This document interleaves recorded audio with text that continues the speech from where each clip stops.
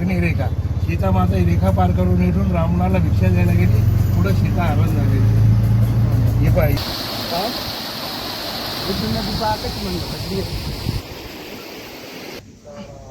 हे बघा मित्रांनो, या ठिकाणी आहे ब्रह्मा विष्णू आणि महेश हे असे 3 कुंड आहेत. बघू शकता इकडे हे 3 कुंड आहे. नमस्कार मित्रांनो, तर आज आपण सकाळी सकाळी आहोत नाशिक गोदावरी माता रामकुंडावरती आहोत. तर आजचा ब्लॉग आपला रामकुंडावरती होणार आहे. तर आज आहे स्वच्छता अभियान आम्ही राबवणार आहे. तर त्यासाठी आम्ही कार्यक्रमासाठी आलेलो आहे. तर हा ब्लॉग पूर्ण पहा आणि आपण तुम्हाला पूर्ण रामकुंडाचं दर्शनसुद्धा दाखवणार आहे.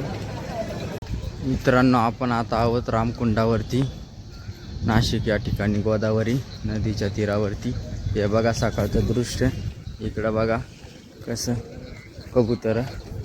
आणि आम्ही आता गंगा गोदावरी मातेच्या आरतीसाठी आम्ही समय घेऊन आता पुढे चाललो आहे. हे बघा किती भारी सकाळ सकाळचं हे आहे. एकदम रम्य भक्तिमय.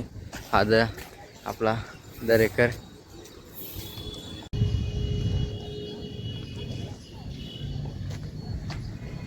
मित्रांनो, या ठिकाणी खूप कबूतर आहेत. बघा ते अन्नाचे दाणे खात आहेत आणि जे भक्तगण येतात या ठिकाणी रामघाटावरती दर्शनासाठी ते यांना अन्न टाकत असतात, दाणे टाकतात आणि इथला आनंद घेत असतात भक्तिमय रम्य वातावरणाचा.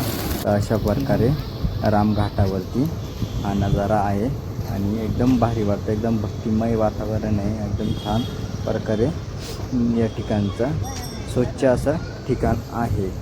इकडं बघू शकता गर्दी थांबला आहे. इकडं काही भक्तगण बसले आहेत. तर हे आहेत मारुती राया आणि गंगेवरती गर्दी बघू शकता. आहे रामघाट आणि इकडं मारुती राया आहेत. तर आता सकाळची वेळ आहे मित्रांनो. दरेकर गेला आहे दर्शन घेण्यासाठी मारुती रायांचा. आणि हे मारुती राया जे आहेत रामघाटावरती यांना मित्रांनो आपण आता आहोत रामकुंडावरती आहोत आणि या ठिकाणी आज गंगा स्वच्छता अभियान राबविण्यात येत आहे. हिंदू संग्राम सेना अखिल भारती यांच्या मार्फत जगद्गुरू रामानंदाचार्य नरेंद्राचार्य संस्थांतर्फे. तर आपण आज रामकुंडावरती आता सगळ्यांना माहिती का आता या थोड्या दिवसामध्ये आपला नाशिक या ठिकाणी कुंभमेळा सुरू होणार आहे.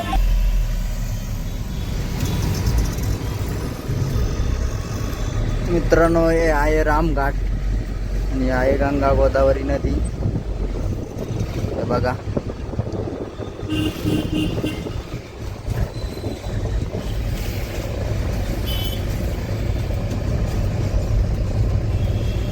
पुढे सांगा आपल्याला. जिडा आपण टन मारला नाही का गाडीला, जिडा. मित्रांनो, आम्हाला या ठिकाणी रस्ता सापडत नाही आहे. रामकुंडावरती आम्ही प्रसाद घेऊन चाललो आहे संग्राम सैनिकासाठी. आणि इकडं आता कुंभमेळा असल्यामुळं इकडं रस्त्याचं काम चालू आहे. पुलाचे कामं चालू आहे. त्याच्यामुळं रस्त्याचे कामं असल्यामुळं आपल्याला रस्ता सापडत नाही आहे. तर आता बघा दोघं जण रस्ता शोधण्यासाठी गेले.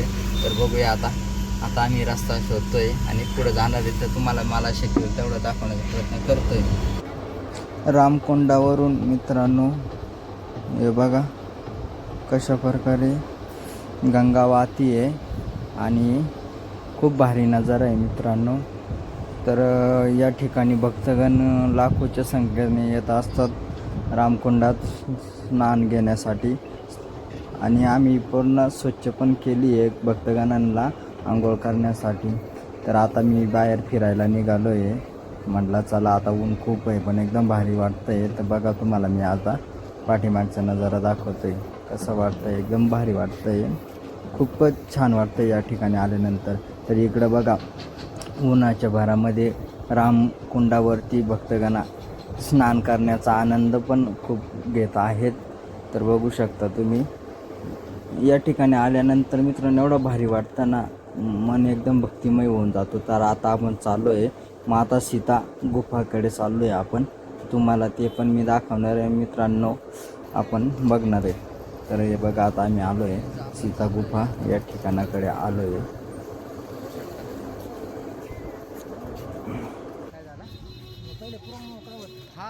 झाडं होते ना रे.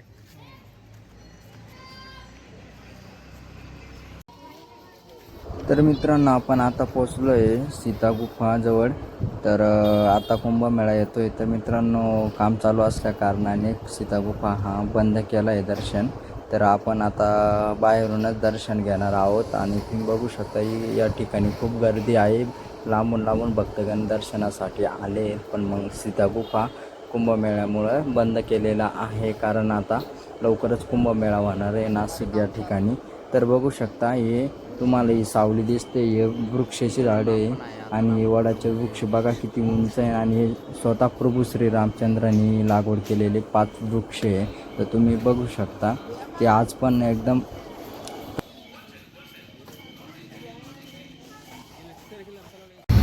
पहिले रामाची पर्णपोटी येणार. भगवान मनोसाला हो हो पहिले त्यांची पर्णपोटी येणार. तिला सुरुवात आहे.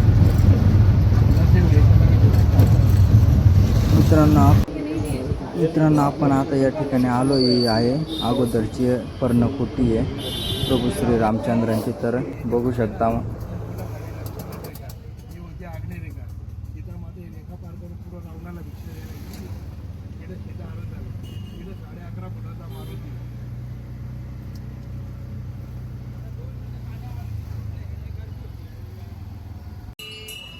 मित्रांनो आपण आलो आहे आता या सीता अपहरण या ठिकाणी. तर बघू शकता. तर आपण आता चाललो आहे वरती, तुम्हाला वरची माहिती देतोय. तर मित्रांनो आहे दशानन रावण साधूचं रूप घेऊन माता सीताचं हरण करण्यासाठी आलेले होते. याच ठिकाणी आले होते मित्रांनो. आणि आतमध्ये बघू शकता मित्रांनो माता जानकी सीता माता आहेत. आणि ते आपल्या रावणाला म्हणजेच साधूंना भिक्षा देण्यासाठी ते येत आहे. आणि लक्ष्मीनारायण मंदिर हे कुंभमेळा स्टार्टिंग झालं. मित्रांनो आपण आता आहोत लक्ष्मीनारायण मंदिरामध्ये. याच ठिकाणावर मित्रांनो नाशिक कुंभमेळ्याची सुरुवात याच मंदिरातून होत असते. तर बघू शकता. तर आपण इथलं पण आता दर्शन झालं आहे.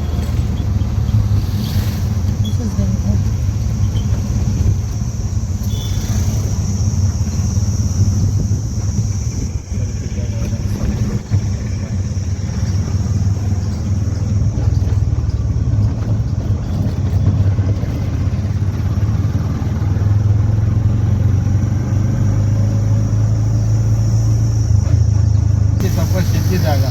मग इथे शेजना गावचा घेऊन सूर्पनखेचं नाक कापलं बरं का. एका जागेवर 3 मंदिर आहेत. काका एका दाखवलं तुला, हे दाखवलं आणि ते दाखवलं सांगितलेलं बरं.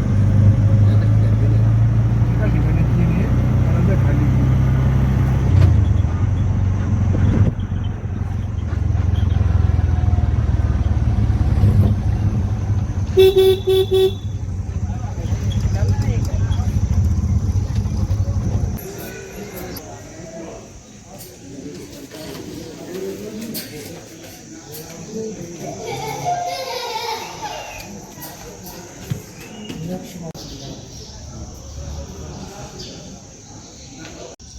आता आपण आहोत ज्या ठिकाणी सुपर्णखाचा नाग लक्ष्मणाने काटलं होतं त्या ठिकाणावर आपण आता आलो आहे दर्शनासाठी. तर बघू शकता त्याची प्रतिकृती खूप छान प्रकारे या ठिकाणी मांडणी केली आहे, दाखवली आहे आपल्याला दर्शनासाठी. एकदम पूर्वीसारखंच एकदम भारी वाटतंय. हे बघा इकडे सुपर्णखाचा नाग लक्ष्मणाने काटला होता आणि इकडे बघू शकता.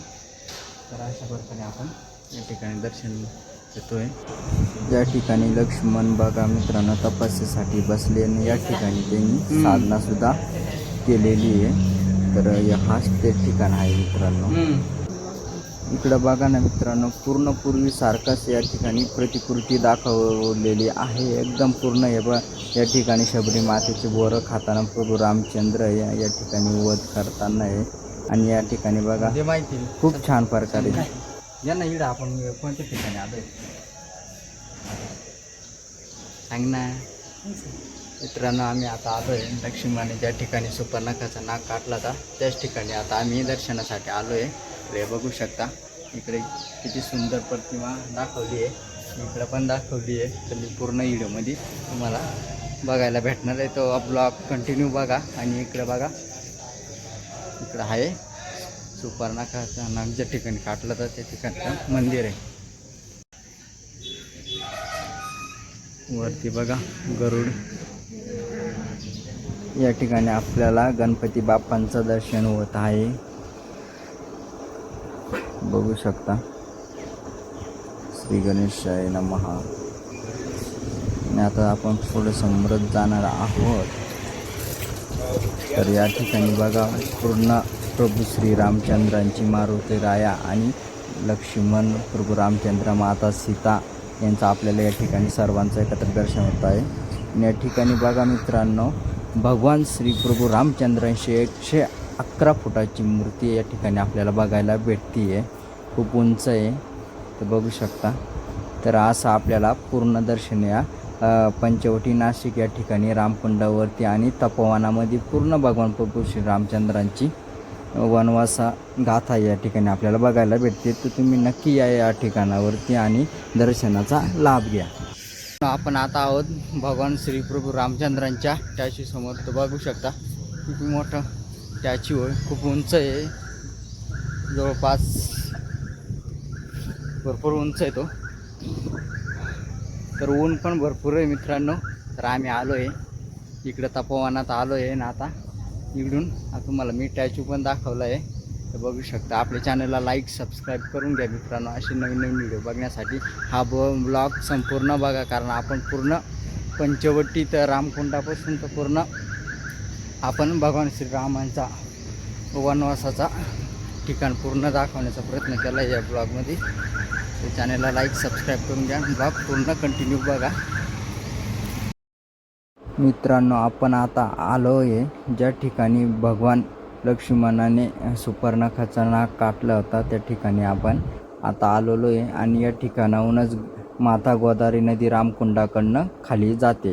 तर या ठिकाणी तुम्ही बघू शकता, या कुंडात पाणी पूर्ण हिरवगार असं पाणी आहे. समोरूनच जे नदी दिसते ते रामकुंडाकडून गोदावरी माता इकडे खाली जाते. आणि आता आपण समोरच जाणार आहे ज्या ठिकाणी शूर्पणखाचा नाग लक्ष्मणाने काटलेला आहे त्या ठिकाणी. आणि इकडनं पण एक नदी येते.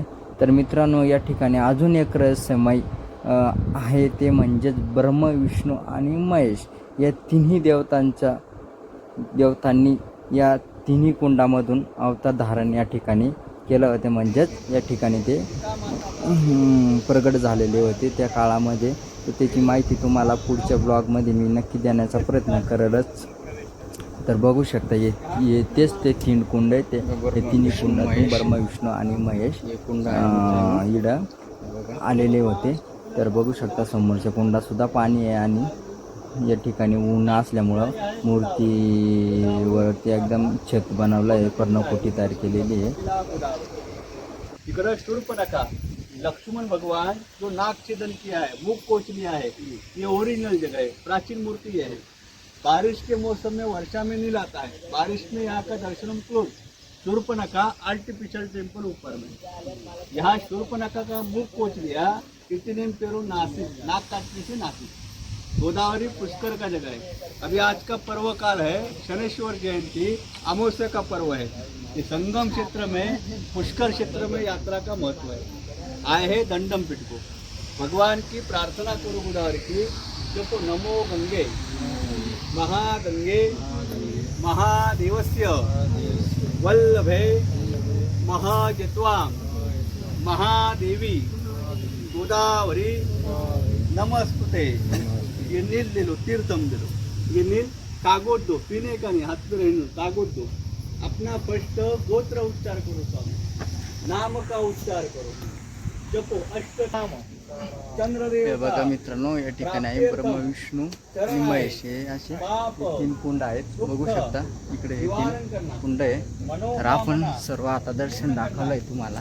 आणि उष्णता खूप आहे, तर इकडं सावली पण छान प्रकारे केली आहे. इकडं आपण चप्पल ठेवलेत बघा. एकदम भारी संगम आहे भगवान प्रभू श्री रामचंद्रांचा पंचवटी नाशिक या ठिकाणी. तर तुम्ही अवश्य या मित्रांनो आणि या ठिकाणचा दर्शनाचा लाभ घ्या. तर मित्रांनो, हे बघा इकडनं आपल्या रामकुंडाकडून गोदावरी मातेचा संगम येतो आणि इकडं खालीपर्यंत पूर्ण पुढं नदी ही जाते. तर तुम्हाला ब्लॉगमध्ये पूर्ण बघायला भेटलंच आहे. आणि व्हिडिओ कसा झाला कमेंटमध्ये सांगायचं आणि लाईक सबस्क्राईब करून घ्या. तर असे व्हिडिओ नवीन नवीन बघण्यासाठी.